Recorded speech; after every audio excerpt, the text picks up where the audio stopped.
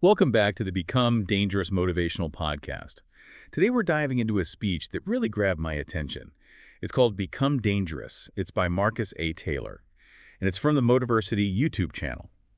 And let me tell you, this guy does not pull any punches. We're going to unpack what he really means by becoming dangerous, because it's not about physical threats or anything like that. It's something much deeper.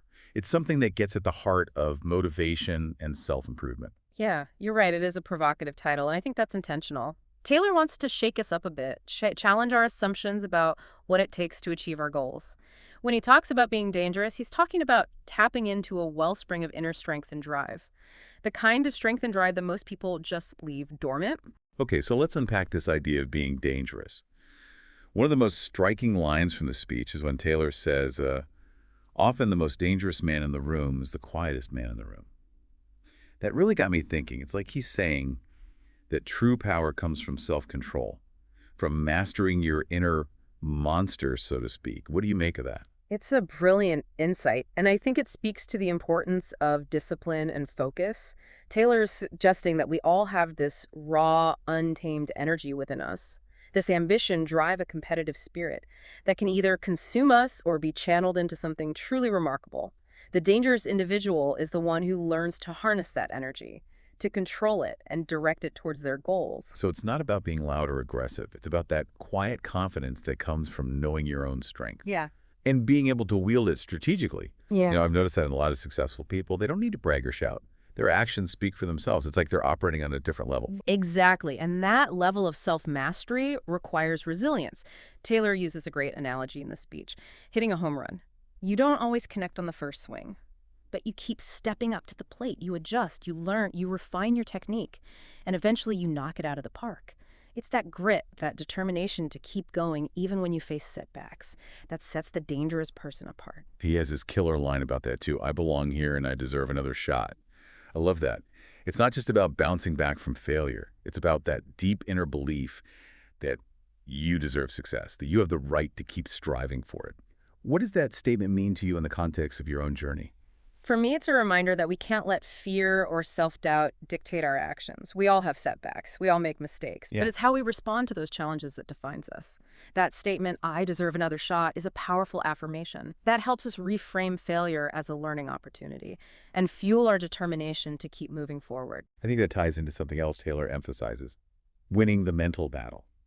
He says, it starts on the battlefield of your mind. This is where the war is won. Mm-hmm. It's so true. If you're constantly battling self-doubt, negative thoughts, limiting beliefs, it's going to be so much harder to achieve anything worthwhile. And that's where visualization comes in, which Taylor also touches on. It's not just about positive thinking. It's about creating a vivid mental picture of what success looks like for you, feeling it in your bones and letting that vision guide your actions. It's about training your mind to focus on what you want, not on what you fear. I find that incredibly powerful. When I think about my own goals, the times I've achieved them, it's always been preceded by a very clear vision of what I wanted. It's almost like I had to see it in my mind first, believe it was possible, and then my actions followed. Yeah. It's like that saying, energy flows where attention goes. Absolutely. And it's not just about seeing it. It's about owning it. Taylor uses this powerful analogy of purchasing a dream, like buying property. You're not renting it. You're not leasing it. You own it outright. No one can take it from you. I love that analogy because it gets at the level of commitment we need to bring to our dreams. It's not enough to just wish for things. We have to be willing to put in the work, to make sacrifices, to overcome obstacles. Owning your dream means taking full responsibility for making it a reality. And that brings us to another crucial element, unleashing your potential. Taylor talks about the importance of self-awareness, of discovering your true identity. He says, until you know your true value, your self-worth, your calling will continue to elude you. It's so profound because it suggests that we can't truly pursue our dreams if we don't even know who we are or what we're capable of. It's like we're trying to navigate a maze in the dark. How can we find our path if we can't even see where we're going? It's about recognizing our strengths, our talents, our unique gifts. It's about understanding what makes us tick, what motivates us, what brings us joy. Once we have that clarity, we can start to align our actions with our values and pursue goals that are truly meaningful to us. And I think that's where a lot of people get stuck. They're chasing someone else's dream, or they're trying to fit into a mold that doesn't really suit them. They haven't taken the time to really figure out who they are and what they want. Exactly.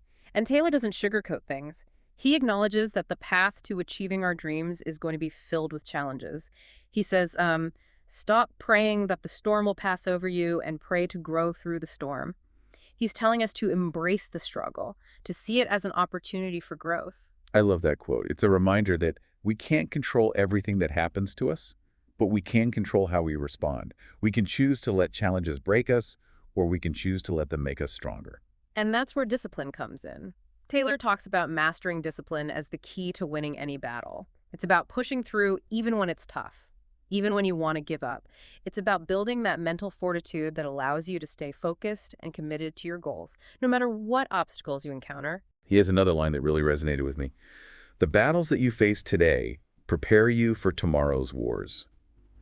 It's like he's saying that every challenge we overcome, every obstacle we navigate, is preparing us for something even bigger. It's like we're training for a marathon, and every mile we run, every hill we climb is making us stronger and more resilient.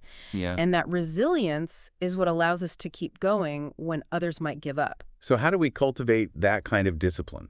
It's easy to talk about, but it's hard to actually put into practice. It starts with having a clear vision, as we talked about before. If you don't know where you're going, any road will take you there. But when you have a clear destination in mind, when you can see that finish line, it's easier to stay motivated and push through the tough times. And that vision has to be something that truly excites you, something that you're passionate about.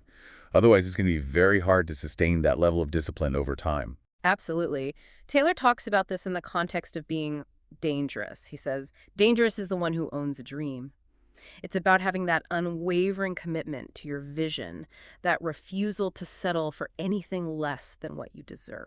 It's about taking ownership of your destiny, not letting fear or self-doubt dictate your choices. It's about being bold, being courageous, and being willing to put in the work to make your dreams a reality. And it's not just about personal ambition. Taylor reminds us that we're fighting for something bigger than ourselves. He says, you are fighting for your family, you are fighting for your legacy. That's a powerful reminder that our actions have ripple effects. The choices we make today, the dreams we pursue, the impact we have on the world, all of that will be felt by generations to come. It's about creating a positive impact, leaving the world a better place than we found it. It's about inspiring others to believe in themselves and to chase their own dreams. So how do we embody this dangerous mindset in our daily lives? What are some concrete steps we can take? Taylor lays out a few key qualities. Dangerous is the one who masters their thinking. Dangerous is the one who ain't afraid to sweat. Dangerous is the one who won't quit. It's about pushing ourselves beyond our comfort zone, embracing challenges and refusing to settle for mediocrity. It's about having that relentless drive to improve, to grow, and to become the best version of ourselves. And it all comes back to that self-awareness we were talking about.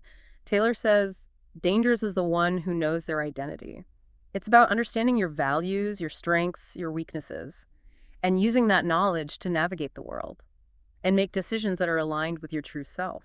You know, it's interesting because when you're truly secure in who you are, you don't need external validation. You're not seeking approval from others. You're not trying to fit in. You're comfortable standing out, being different, blazing your own trail. And that's what makes you dangerous in a positive sense. You're not afraid to challenge the status quo, to think differently, to pursue your own vision, even if it's unconventional. Taylor has this really thought-provoking line. If you can't see yourself, how will you ever see opportunity? It's like he's saying that our self-perception directly impacts our ability to recognize and seize opportunities. Absolutely. If we're constantly doubting ourselves, putting ourselves down, we're going to miss out on so much. But when we believe in ourselves, when we see our own worth, we start to see possibilities everywhere, doors open that we didn't even know existed. It's almost like our self-belief becomes a self-fulfilling prophecy. The more we believe in ourselves, the more likely we are to take risks, to put ourselves out there, and to ultimately achieve our goals. And that's why Taylor's call to action is so powerful. He says, bring it out every single day. Bring out that energy, that passion, that drive. Don't let it stay bottled up inside. It's about showing up as the best version of ourselves day in and day out. It's about pushing ourselves beyond our comfort zones and never settling for mediocrity. He reminds us that we already know what it feels like to fail, to quit, to give up on our dreams. But he challenges us to experience something different, something more exhilarating. To feel the rush of pushing ourselves to the limit, of persevering through adversity, of achieving something we never thought possible. It's about proving to ourselves that we are capable of so much more than we ever imagined. Taylor emphasizes that life doesn't get easier. It doesn't become more forgiving, but we can become stronger and more resilient.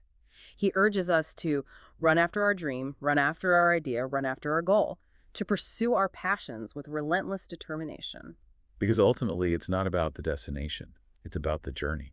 It's about the growth we experience, the lessons we learn, the impact we make along the way. And Taylor reminds us that action is key. He says that action will reflect that what you are dreaming in your mind, and the world will begin to see that what you are believing. Our actions are what make our dreams tangible, visible, real. It's not enough to just think about our dreams. We have to take action to make them a reality. And when we do, the world starts to take notice. People see our commitment, our dedication, and they're inspired by it. He then shifts his focus to the power of imagination, reminding us that the people we admire, the ones who have made history, the ones we consider legends, dreamt with their eyes closed. They weren't limited by what they saw around them. They envisioned a different future, a better world, and they made it happen. It's about daring to dream big, to think outside the box, to imagine a world where anything is possible, and then taking action to make that vision a reality. And Taylor believes that once we own our dreams, once we fully embrace them, it creates a power within us to bend and shape reality until it matches the picture we hold in our minds. It's a powerful idea that our thoughts can actually shape our reality. But I believe it's true. When we believe in something strongly enough, when we're fully committed to it, we find ways to make it happen. We attract the right people, we create the right opportunities, and we overcome the obstacles that stand in our way. And Taylor leaves us with a final powerful question. How dare you to dream? It's a challenge and invitation to step into our greatness, to embrace our dreams without fear or hesitation. It's a reminder that we all have the potential to create something amazing, to make a real difference in the world. And it starts with having the courage to dream. So how dare you to dream? What are you going to do to bring your vision to life? This speech has been a powerful reminder that becoming dangerous is not about aggression or intimidation. It's about embracing our inner strength, our resilience, and our unwavering commitment to our goals. It's about mastering our mindset, pushing past our perceived limitations, and becoming the best versions of ourselves. Thank you for joining us on this deep dive into Marcus A. Taylor's Become Dangerous speech. We hope you found it as inspiring as we did. And remember, the world needs your dreams, your ideas, your unique contributions. So go out there and be dangerous. Thanks for listening to the Become Dangerous Motivational Podcast.